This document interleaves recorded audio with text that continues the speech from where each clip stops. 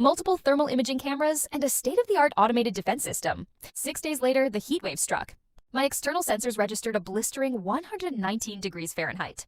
And I knew this was just the beginning. The municipal power grid collapsed within 4 hours of the initial spike. The city fell into a suffocating silence.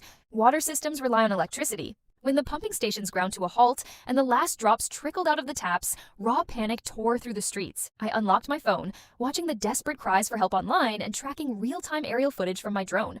The once bustling streets were completely abandoned. The asphalt was melting, bubbling up and releasing a pungent chemical stench.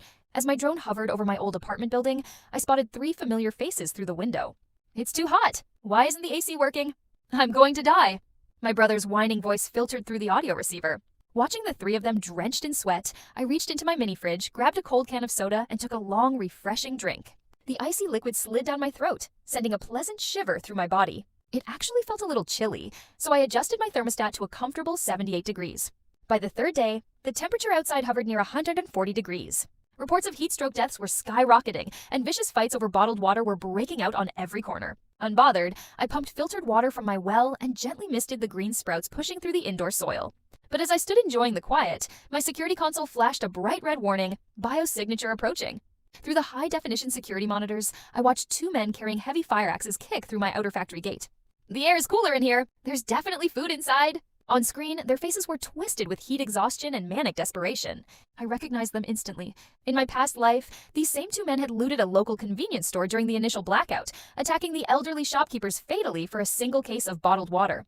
They began hacking at my security doors, cursing and screaming.